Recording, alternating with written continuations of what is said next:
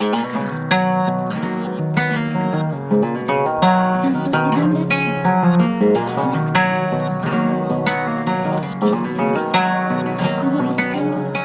thank you for tuning into the very first episode of ReMinders. So for this podcast, I've decided to include a video component. I've never done this before, long form talking into a camera. So diving in, we'll see how it goes. I figure this will help keep me in a more stream of consciousness flow rather than being tempted to start and stop and edit to infinity and beyond. So I want to keep this pretty short and just let you know why I'm making this podcast, what I want you to get out of it, and some topics that I want to explore. So yes, this is exactly what everyone's been waiting for. Another white guy talking into a mic about his opinions that no one asked for.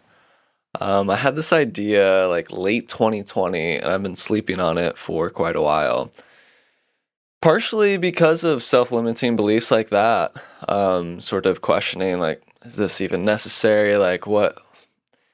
Not so much in doubt of what I have to bring to the table, but maybe lack of clarity as to how to do that in a way that feels approachable and feels fun and inspiring. So anyway, I'm back, I'm trying, and honestly, it doesn't have to be necessary to be worth doing.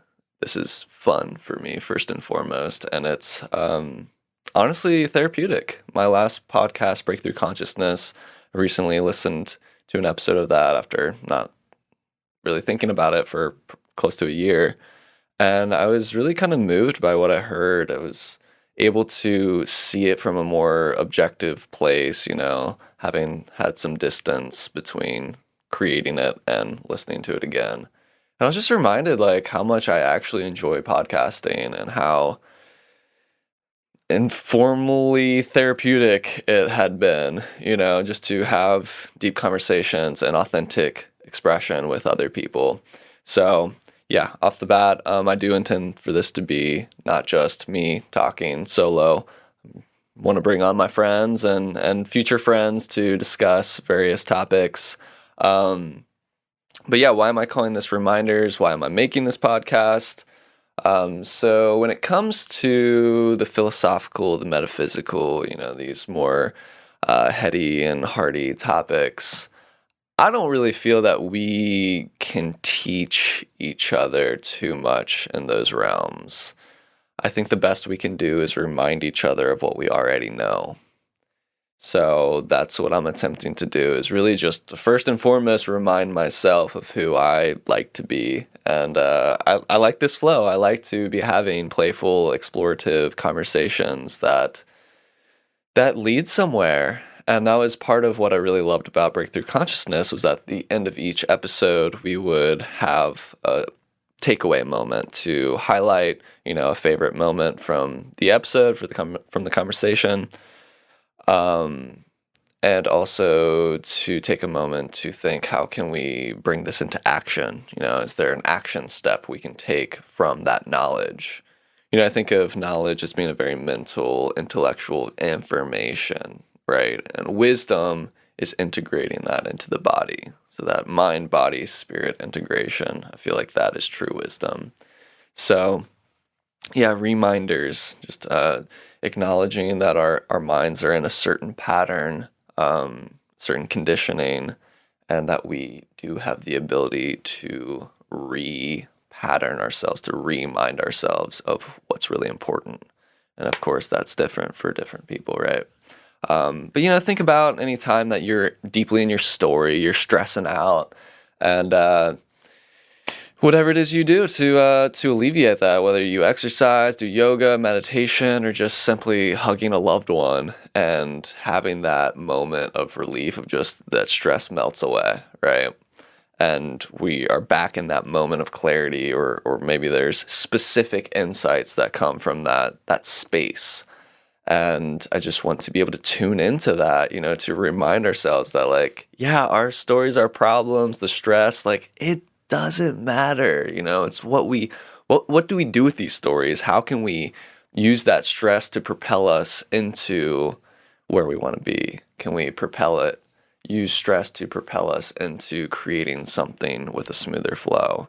Can we use our stories to ground ourselves into creating something that is beautiful for ourselves and for our community? And so that's another huge intention for this podcast is community. In 2020 and beyond, I, like probably many other people, was questioning what is my role to play in my life and in society right now.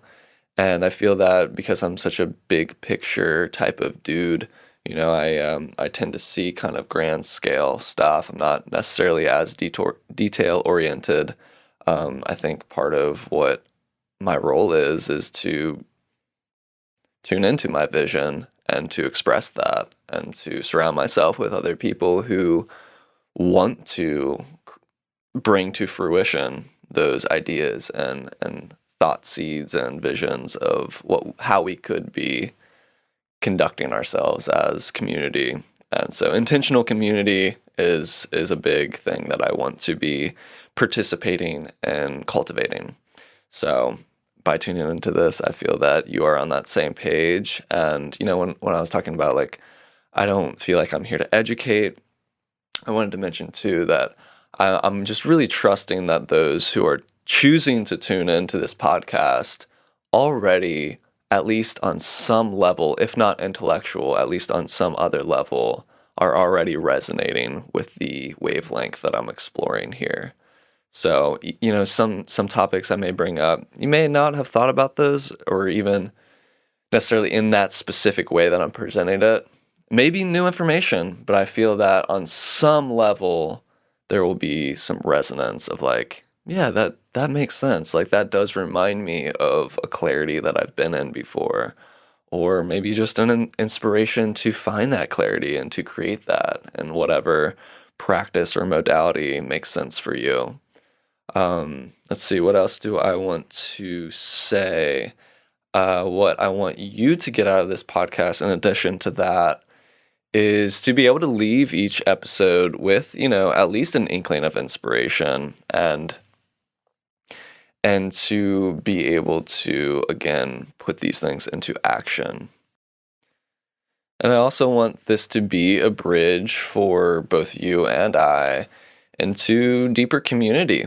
I eventually would like to create like a Discord community. I created a Facebook group to be paired with this podcast when I first had the idea of it. So that's my work right now, is to get that back in action and to create some online community here. That was another huge inspiration for this podcast, was mostly a response to my own attachment to social media and to the internet at large, especially through the lens of realizing how insidious the internet has become. It's something we carry around in our pockets just about all the time now. It used to be something that we would sit down at a computer desk and like, okay, now I'm getting on the internet. But now we allow the internet and social media to access us just about any time of day, So this is my response to that, and an attempt to not throw the baby out with the bathwater, but to create content and provide information that allows us to flip those scripts and to flip the phone too, to remember and to be reminded of, oh, I'm in a body. Like let me recenter into myself. Like, do I even want to be spending this much time putting my precious focus into this screen? Like, what's even on the screen? And, that's not to say that there isn't valuable content on the internet. There definitely is. I've found great music through social media and other podcasts and, memes and stuff that are life enriching. But like, how often do we really take the time to implement that knowledge into wisdom? So that's a big mission for me, is to figure out how to create content that really flips the script, flips the camera. We're not just focusing it inward or outward, but then inward as well, into the internal landscape and really getting honest with ourselves. So topics that I definitely want to get into in the near future are conditioning. We're born into this earth in a certain context, and that context matters. That's what shapes our personality and our lens of the world. So I want to explore that. I want to question our assumptions about reality. I want to question our expectations of, why do we expect certain things to happen to us, or that sort of thing. Conditioning goes into kind of the social media type of thing too, because we're in this sort of what I like to call a mind matrix, where we're tapping into a certain energetic network, a certain information matrix, and I want to get really clear about what are we tuning into and why. What else? Lucid dreaming is a huge interest of mine right now. Like I said, in 2020, I was asking myself, what role can I be playing? And part of it was, more of a visionary role of getting serious about my ideas for the future, getting serious about what I want to be feeling and expressing in my life. And part of that was also just to really focus on my awareness and deepening my awareness. And so I came across lucid dreaming as a practice, as a spiritual practice, a personal practice for deepening my awareness. And so if you're not familiar with the term, lucid dreaming is when you're in a dream and you're dreaming. And at that point, depending on the depth of awareness, you can control the dream, or sometimes you're just simply a witness to what's happening, but you're still a lucid witness. And so I feel like in that space, that sort of mystical state of being so deeply in a moment that isn't as solid as our consensus reality, where we can, just meet the self and discover ourselves in a deeper, more exploratory way, has been a lot of fun. And I feel that we can bring that into waking life as well. That's lucid living. And so I'll get all into that type of thing too. I think that pretty much covers like what I'm trying to get into with this podcast. And for those that don't know me, I probably, if you're watching this in 2022, probably sent this to you directly and we're already homies. But for future friends, my name's Sean Kelly. I have a brand, Resounding Source Audio, that this is a new branch of. This is the podcast branch of Resounding Source. I'm an audio engineer and musician. I help bring other people's music to life, and I lead a band called Shanti Eris, which is right now just a duo, mostly a duo, between myself and my bandmate Ryan Wells. He's a phenomenal musician. He plays saxophone and most primarily is on drum kit right now. He plays a custom-built hand drum kit, and he's building up his company, Legendary Hand Drums, right now. So really stoked to see his vision come to fruition. And just in general, my work is all centered around mindfulness and presence. All the lyrics in my music are all pretty much centered around that, reminding ourselves to be here, to be present to the flow of creativity and reality that we're playing within and navigating. So it's all pretty much in that central focus of presence and mindfulness. And yeah, that pretty much covers it. So thank you so much for tuning in, and I look forward to future reminders.